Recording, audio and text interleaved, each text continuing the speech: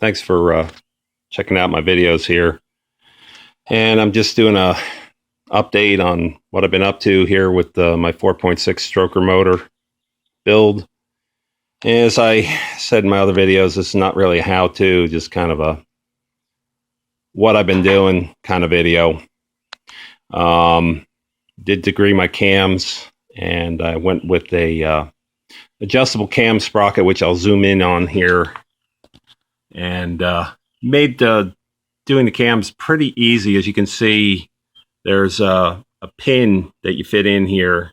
You loosen up your two set screws, which do hold the cam sprocket in place, but that is not the only thing that will hold this in place. When you finally torque these bolts down to the proper torque specification, that also holds this sprocket to the cam, and you won't have a problem with slippage. I guess I got a little crazy. I actually put some thread lock in on the screws when I set them back in, but it did make it easy to adjust my cams. My cams were a little bit off. I probably could have threw them in the way they were, but what I did do, the center lines are supposed to be at 108 degrees on these cams, and I actually dialed them in at 106.5 with the thought process that as the chains get a little bit older and start to stretch, there's going to be some natural retarding of the cam. So with the little bit extra advance in there, will kind of compensate for it, and should be right back around the 108 mark again after it does break in and stretch a bit. I went with the Cloyas, I believe is how you pronounce it. There's the box.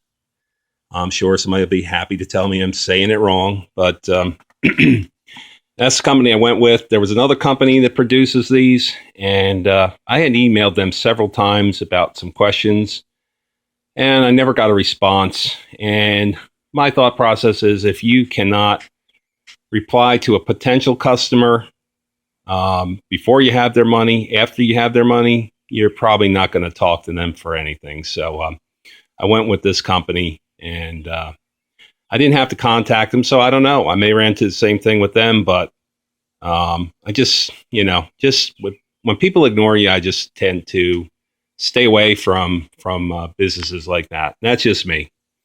Anyway, a couple things I wanted to mention on this build.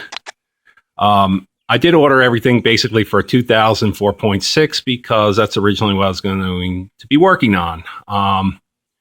I went with a 4.6 stroker motor from Excessive Motorsports. They are on the web. Probably if you Google them under modular head shops, you'll find them. And they built the block for me. And I talked to Jason. He's real good about it. Helped me out with a few things, answered my questions, and had the motor built on time.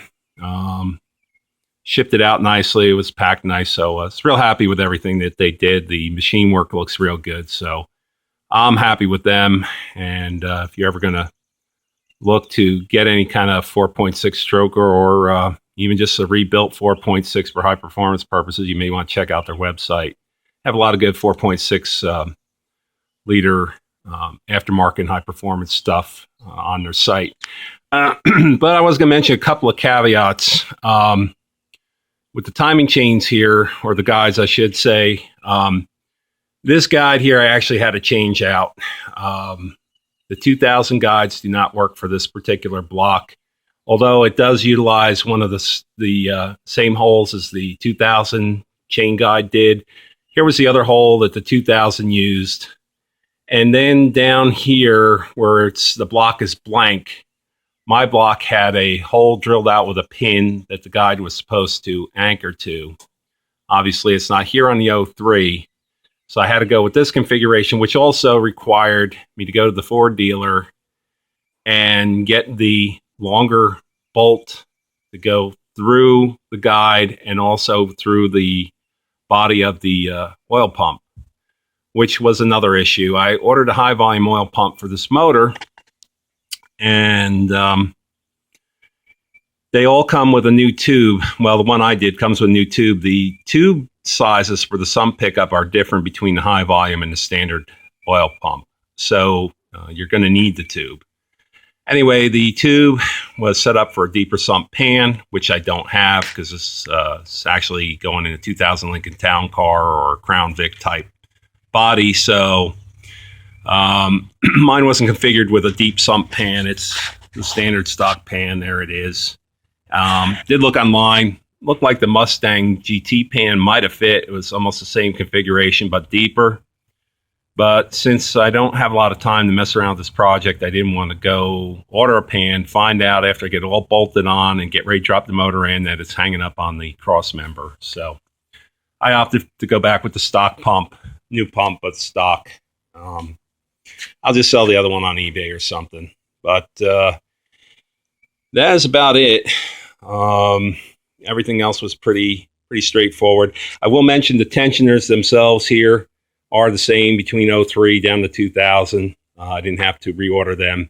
And also, this is what the 2000 chain guide configuration looks like.